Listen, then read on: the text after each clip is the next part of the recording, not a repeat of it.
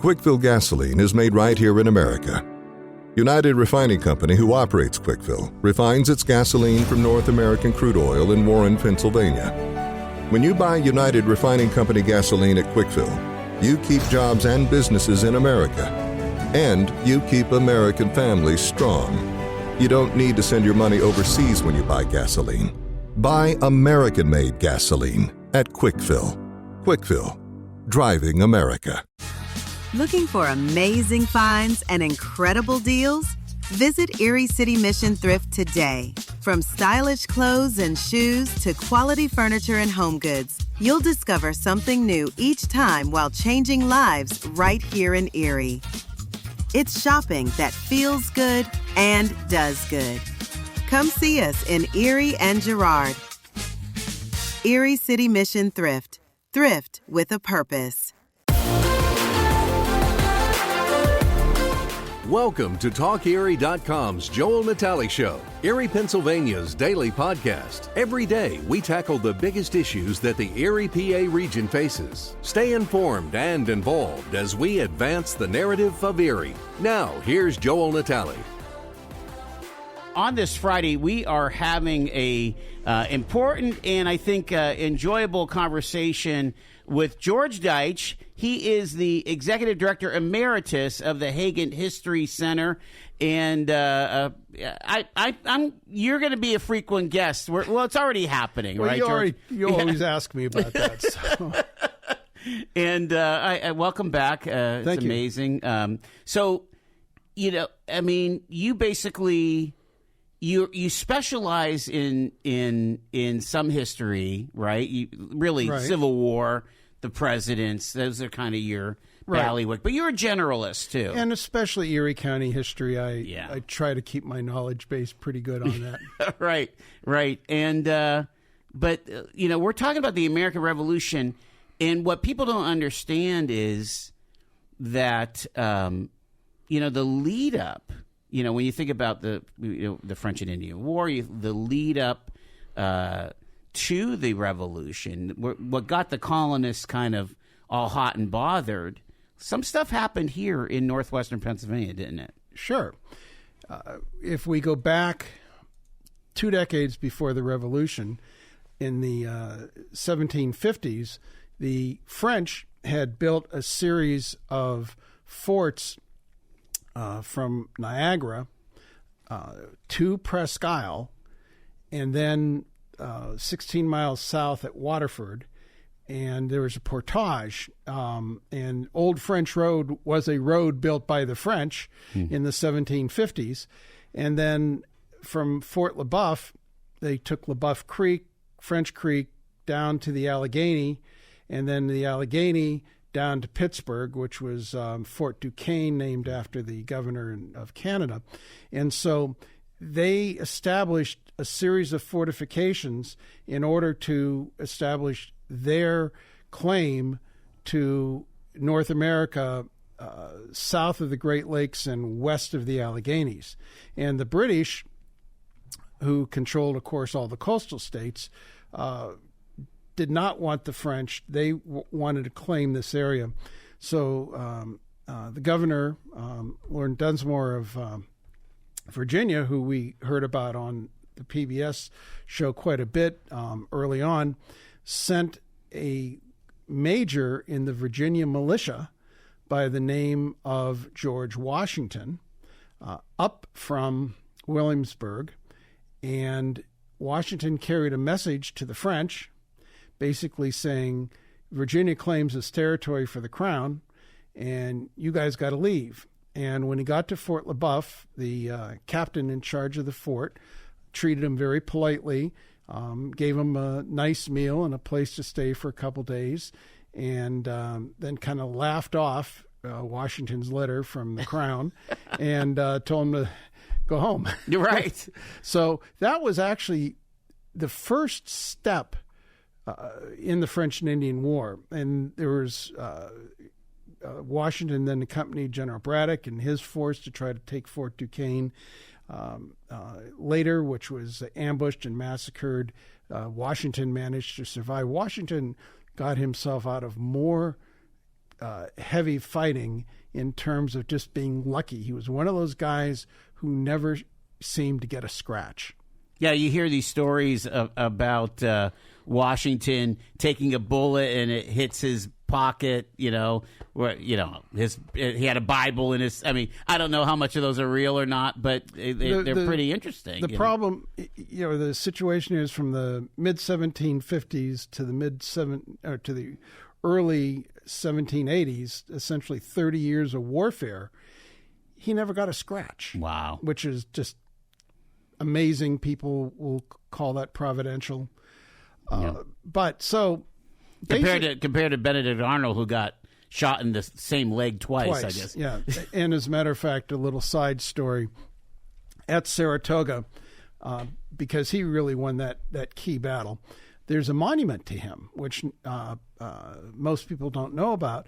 But the interesting thing about the monument, and of course this was erected well after the war, and he was a traitor, but what's on the monument is just his leg. True story. I didn't know that. True story. Monument to Benedict Arnold, but the only the frieze is his leg.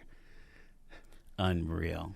So anyway, so we start out at the very beginning of the French and Indian War here in Erie County, and it goes on. Of course, it becomes a world war, the 7 Years' War, and ends up with the defeat of the French.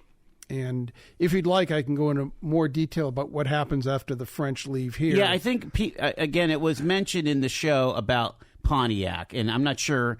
Again, I don't even know if I ever knew this, Okay, so real quick, the French leave by 1759, and I'm probably not going to give a lot of date details, but just to put it in, the British arrive. The French had been defeated up at Fort Niagara in 1759. They had already evacuated Fort Duquesne. The Forbes expedition had kicked them out, but they still retained Fort Marchand, which was in Franklin, Fort LeBoeuf, which is Waterford, and Fort Prescott, which is here. And those three forts became isolated once the French had been defeated up on the Niagara frontier. So ultimately, in 1759, they evacuated to Detroit, which they still held. The British arrive here in 1760, a year later, and they rebuilt the forts, which had been burned, rebuilt the forts at Fort LeBoeuf and Fort Prescott. Okay, and so they also tried to placate the Indians who claimed territories to the west by drawing the Proclamation Line of 1763, which basically prohibited their English colonial settlers from going west of the Alleghenies. This is by the court did that, right? The king said, we don't want any settlers beyond the Alleghenies. It was his proclamation. And, of course, American settlers who, we've always had this incredible independent streak, basically ignored him. Mm-hmm. And so by 1763, there's a lot of pressure on the Indians. Pontiac, who was an Ottawa Indian, chief of the Ottawas, got together a number of different tribes, put a confederation together, and attacked all the forts along the frontier simultaneously. He did not capture Pittsburgh, Detroit, or Ligonier, but all the smaller forts, including Presque Isle and Fort LeBoeuf, were captured and burned, and not very many of the small English garrisons got away. Yeah. But at that point, he was later defeated. But at that point, from 1763 on through the end of the Revolution, this area was devoid, this northwestern Pennsylvania area was devoid of white settlers. I've read on a couple of times that there may have been an isolated farm that they had made their peace with the Indians. But the very fact is that there were no whites up here, and there were actually no Indians up here because the Senecas were in western New York, and they had a population that was sort of in stasis with the amount of land they had. They used this area, which was heavily wooded, for hunting grounds, but they never put any towns. The Senecas had some really advanced villages, towns, commerce, things like that, agriculture, but they never did that essentially west of Chautauqua. Mm-hmm. So for a good 20 plus, almost 30 years, when you get to finally when white settlers start coming in, this was pretty much uninhabited. Even when Thomas Reese, who was a surveyor hired by the Pennsylvania Population Company, we can get into all that if you want, got to Presque Isle in the early 1790s, he said it was devoid of either whites or Indians. So during the whole period of the Revolution, Erie County was pretty much a wilderness. It's unreal. I want to kind of take a look at some of the things that we're learning through the Ken Burns movie and so on. And that is, we all grew up with Lexington and Concord. Paul Revere, the British are coming, and all that. It sounds like we kind of knew that, but it seemed like it was such like a small skirmish, right? You're talking about what Massachusetts militia versus several thousand troops, redcoats, right? And you have Bunker Hill, Breeds Hill, and so on. Was that what I'm trying to understand is, at what point did it become a multi-front war? Well, it started out, as you mentioned, in New England. Yeah. The folks in Massachusetts were centered around Boston. Mm-hmm. And there were a series between the end of the French and Indian War and the early 1770s. Amongst other things, the British tried to impose several rounds of taxes. Right. And those were basically to pay for the war that they had just fought here and around the world. And the people in Massachusetts in particular pushed back pretty hard. The Boston Harbor was closed. There were all kinds of pressures that kept building, and the colonials started to stockpile gunpowder, and people like Sam Adams and John Hancock became targets of the colonial governor, the British governor. He wanted to arrest them and take away the gunpowder and arms from the growing group of Massachusetts militia, which were, it wasn't like an army that was building, but each individual town had their own militia groups, and they joined together when necessary. So it really started in New England, but the sentiments quickly spread. The Virginia planters were unhappy because of taxing, and Pennsylvania was a little interesting because we had Quakers who were not very militant, mm-hmm.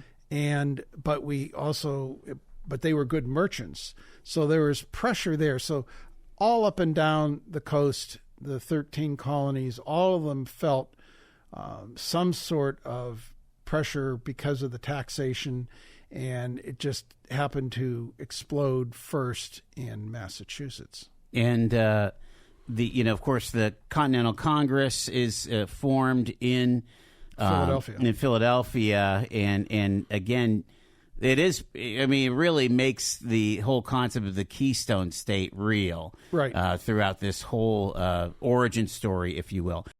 George Deitsch is with us here. We're talking about the American Revolution, and again, George, you've been You've been watching it in real time, or were you watching the feed? No, I've been watching it in real time. Oh, yeah. So you got one more episode, right, tonight. The conflict exploded in Massachusetts, but then it literally kind of they built an army, right? So what happened in Massachusetts was there was the Massachusetts militia basically laid siege to Boston, and then the British came out, Battle of Bunker Hill, Breed's Hill, Bunker Hill, but they did not drive the colonials off, and so they were still under siege. The newly formed Continental Congress sent George Washington to take command. And he brought with him Daniel Morgan from Virginia and some troops from outside of Massachusetts. And he sent Henry Knox, who the show has talked about, who took the guns that had been captured by Benedict Arnold from Fort Ticonderoga, brought them down and made life impossible for the British to still occupy Boston because they placed the guns on the hills all around, the cannon. So the British evacuated, went to Nova Scotia, took a whole bunch of loyalists with them, and that pretty much was the end of the war in Massachusetts. They never came back. Really? But Washington moved down to New York City with his army, anticipating that would be the next place that the British would attempt to land. And sure enough, in August of 1775, they did. And 1776. And so they defeated Washington's army in Long Island in a series of other battles, forced Washington out of New York, across New Jersey, and into Pennsylvania. By the way, my several times great-grandfather, who was from Lebanon, Pennsylvania, frontier town at that time, he and his son were both in the Pennsylvania Continentals, and he was killed at the Battle of Long Island. Unreal. And according to family lore, his son brought his father's body off the battlefield. Now, they all evacuated from Long Island to New York, so I'm suspecting that he was buried in that massive grave that's currently in Brooklyn. There's a large monument over this mound, which contains the bodies of several hundred Continental soldiers. Oh, my gosh. Oh, my goodness. The talk about how many defeats that Washington had, because he would win a skirmish or win a battle and then lose a battle, lost New York, ended up losing Philadelphia. I mean, he lost a heck of a lot more battles than he won. Yeah, but it's very true what the Ken Burns show talks about was he didn't need to win. All he needed to do was draw.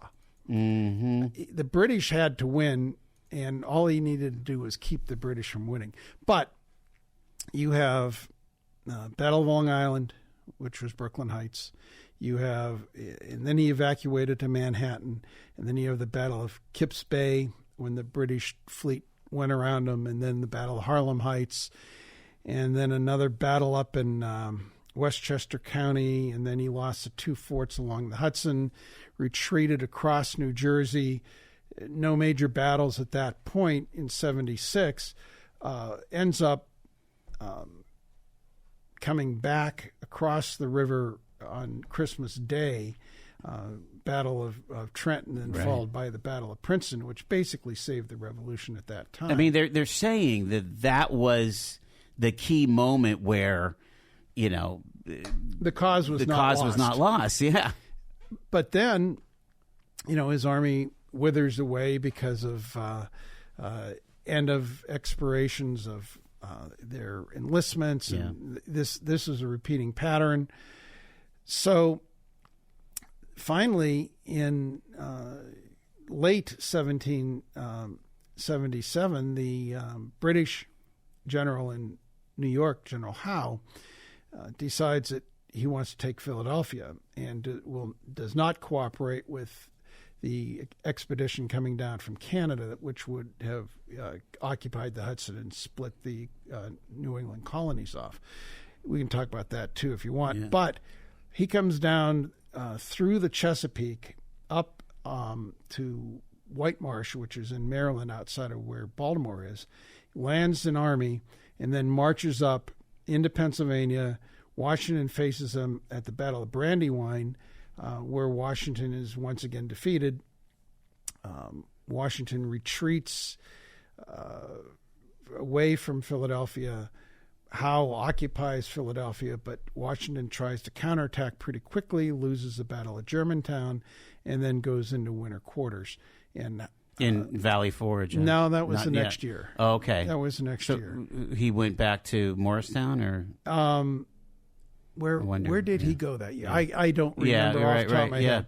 But point being is that during that winter, the British were continually harassed in New Jersey. And finally Howe decided that next year that he could not maintain an army in Philadelphia. So they, the new General Clinton pulls the forces out of Philadelphia. They go back. Biggest battle of the war at Morristown, 100-degree day in the middle of June. The British leave. All year round, Frontier Home Products and Design has what you need to make your home comfortable and beautiful. Relax on a new timber tech deck designed by Frontier's experts. A new fireplace from Frontier Home Products Fireplace Gallery adds warmth and serenity to any home. Beauty and versatility at Frontier Home Products and Design Center, 4213 Peachtree, East 5th, next to the Bayfront Highway. Frontier Home Products and Design Center. Discover a new frontier. PA contractor number PA039007. From baggage claim to pajamas in 10 minutes. Erie International Airport. Fly with ERI.com. Fly Erie International Airport to Charlotte on American Airlines, your nonstop gateway to the world. Also, we have Breeze Airways flying nonstop to Orlando and Tampa, Florida. A great low-cost carrier providing excellent service to the regional community. Fly Erie International for your travel needs. Fly with ERI.com. Get paid to drive. Start a new career behind the wheel at the EMTA. If you are looking for a high-paying and rewarding career with full benefits and paid training, stop by or apply online today with the EMTA. Plus, EMTA riders can now enjoy free Wi-Fi on new, clean, and environmentally friendly buses to travel all over Erie County. Visit ridethee.com for more information. Get on board EMTA. Get on board EMTA. Get on board. Any displays at the Hagen about the Revolution? I mean, Matt Anthony Wayne, we haven't even talked about him yet. Well, yeah, that would come after the war. Long story, so I can't get into it. But he is the appointed head of the army, and after a defeat in the Ohio region, actually 2 defeats, he puts together an army, leads it out, and defeats the Indian Confederation in Ohio at the Battle of Fallen Timbers. Mm-hmm. He had rebuilt the fort in Erie and used that as a supply base. After the treaty to end that war with the Indians, he comes back via the lake as a bad case of gout going on, lands in Erie, and dies in the blockhouse at the Erie fort, which was actually a triangle. They had 3 blockhouses, and the one that you see now at the Soldiers and Sailors Home is a replica of the one that he died in. It was rebuilt in the 1870s, I think. Interestingly enough... Didn't he have a command at the Battle of Philadelphia? Oh, yeah. Down in Germantown there? He was one of George Washington's most reliable generals. So wow. You see him all over the place. So he dies here in Erie, and they bury him by the flagpole in the at the fort. And then interesting story about that is a dozen or so years later, his son comes up from Philadelphia to retrieve the body to bury it back in their family cemetery in Radnor, and they open up the grave, and he looks like he had passed away the day before. He was almost perfectly preserved. So what to do? His surgeon from the earlier time when he died is Dr. Wallace, now living in Erie. Wallace Street's named after him. And he ends up gruesomely cutting the flesh away from the bones, and because you can't take a dead body across 350 miles of the state in a wagon in the summertime. So they decide they're going to send his bones back, and of course, again, a little gruesomely here, if you've ever had a chicken wing, you don't get all the flesh off. No. So they dumped all the bones into a large cauldron, boiled away the flesh, threw the all the water into his old grave, along with his uniform, along with his the flesh they cut away, and reburied him. Oh my gosh! So, son goes back to Radnor. They bury him in the Philadelphia area. But the truth is, Mad Anthony Wayne is actually buried in two places. His grave's still here in Erie, and his grave in Philadelphia. Yeah, that was the whole thing that John Oliver from HBO thought was fascinating about, the boiling of the Mad Anthony's bones. And the Hagen History Center has what is supposed to be the pot that he was originally boiled in. As a kid growing up, that was always the thing you had to see, right? Right. There's a couple things I want to make sure that we cover before we run out of time. And I was talking to you on the phone when we were setting up this conversation. The thing that has really blown me away and really kind of troubled me, George, is that I grew up thinking the American Revolution was kind of a United States, right? United colonies that were, fighting against the supremacy of the king, and that the colonists were pretty united. Now, I probably heard that there were loyalists or whatever, but this Ken Burns thing is really revealing that this was a horrific civil war in a lot of ways. Yeah, Burns is doing a good job, and the loyalists were a real force. Now, there was a time that they thought maybe the history was leaning toward a third of the colonists were patriots, a third were neutral, and a third were loyalists. That's a little too simplistic. I think as the war went on, more and more became patriots because of the deprivations of the British Army and the loyalists, especially in the South. I mean, that more than any other place, that was the southern colonies, Virginia, the two Carolinas, and Georgia. That was really a brutal brother against brother type of civil war. They divided families and all. There was certainly, New Jersey had a lot of that. Massachusetts, most of the loyalists skedaddled when the British left Boston. But there was some of it in Pennsylvania.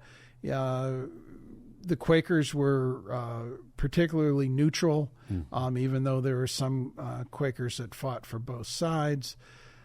So the inner scene fighting and divided loyalties was very real. Wow. The other thing that occurs to me is, I don't want to get political, but I'm not sure that the Continental Congress was really up to the task here. I mean, I think they were trying their best, but they were interested in protecting their interests. They were aristocrats and what have you. But their first attempt at a government really was not good. It was the Articles of Confederation. Can you talk about that? Sure. Well, first of all, it took about 5 years even to agree on the articles, and once the British were eliminated from the picture and we were into self-government, the Articles were just unworkable as a national government. So, but they were governing during the war, right? Right, and up through actually 1787. So 4 years after the treaty was signed, we were still under the Articles of Confederation. We had, either 7 or 8 presidents before the Constitution and George Washington, including John Hancock is the one that everybody knows. But anyway, so the Congress decided that this just wasn't working. And so when they called a constitutional convention, nobody initially expected it to develop a whole new system of government. But as that hot summer of 1787 went on, it seemed that they started to coalesce more and more toward a central constitution. Now, if you want me back for another hour, I can give you that whole history. Sure. But ultimately, they decided on a constitution which would then be amended. The first 10 amendments, the Bill of Rights, were insisted on to give individuals more rights than the original intent of the Constitution was. And so it got adopted by all the states, but with the proviso of the Bill of Rights. And so it became it was a long, difficult slog to get there. I want to jump back because during the war, I mean, when you think about what we have to do in the modern day during war, we have to make appropriations. We have to, you're putting up an army. You're making commissions to generals and things. Like, how did they do that? How did that work? Because it didn't seem like they had any great way of raising funds, of rolling out bonds. I mean, how was this war financed? Well, first of all, paper money went right into the toilet. Yeah, it was worthless. Yeah, but it was a difficult slog because they had a blank sheet of paper and they were trying to figure out where to go. And there were aristocrats, there were radicals, there were those that from South Carolina that didn't like the people from Massachusetts. It was a very difficult coming together of diverse men with diverse interests and ideas, and they muddled through, sometimes probably more badly than rightly, for the cause of the revolution and the financing. The financing was a mess. Washington had a hard time even to get appropriations to feed his army a lot of times. Some of the generals who were appointed were political favorites who had no business being a general. And they muddled through, but it was a muddling through.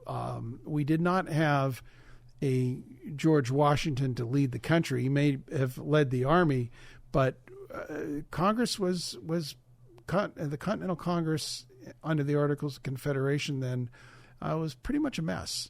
They were not all in on Washington was their best bet, but there was a lot of nipping and questioning of his authority, right? Oh yeah, there was a cabal that was against him.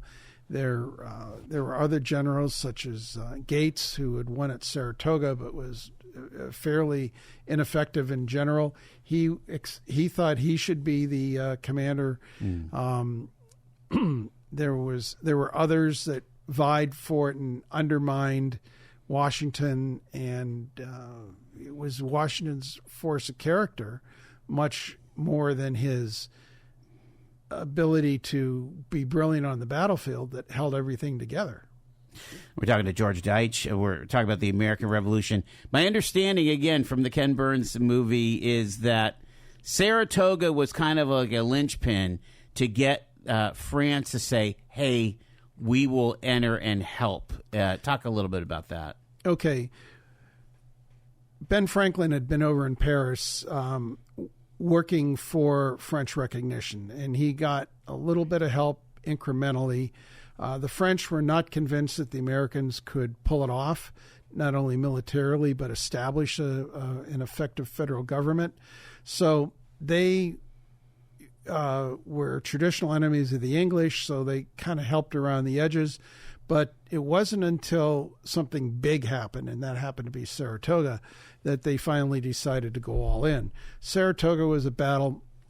British General John A. Burgoyne came down with a large force from Canada down Lake Champlain, captured Ticonderoga, proceeded south into where area Saratoga, New York is.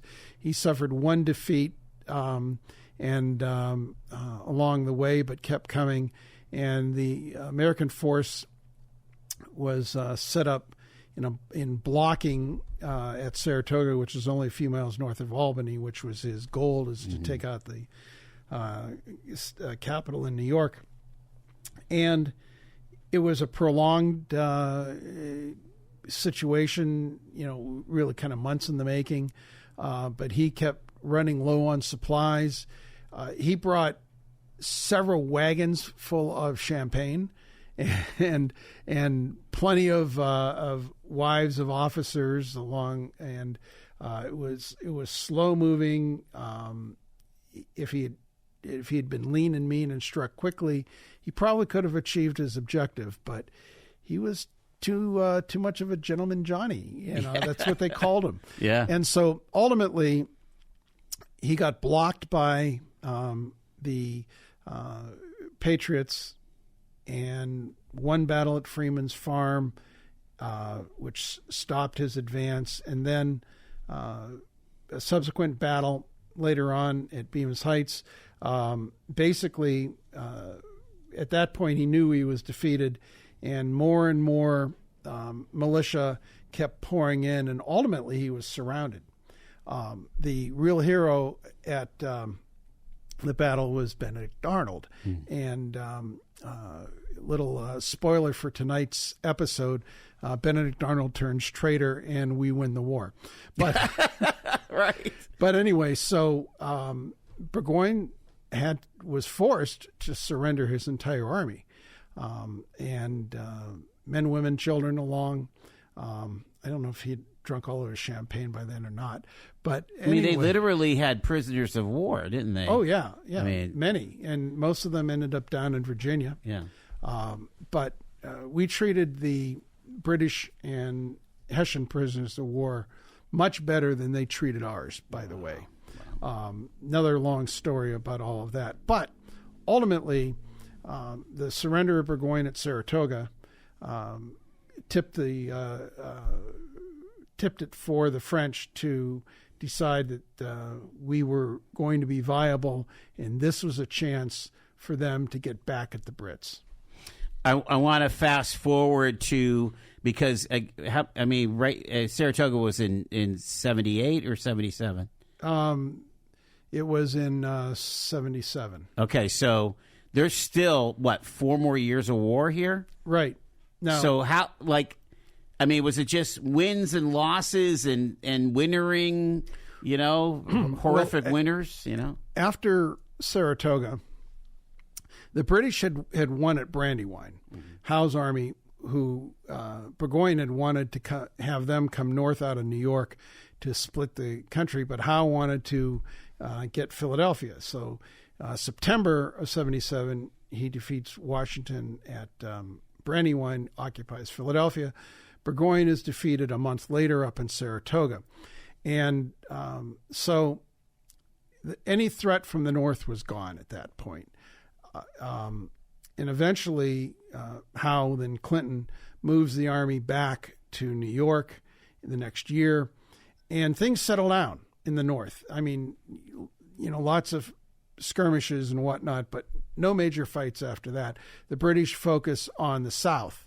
They had already captured Savannah, they captured Charleston, and began a campaign up through the Carolinas into Virginia, several major battles along there, some American victories, some American defeats.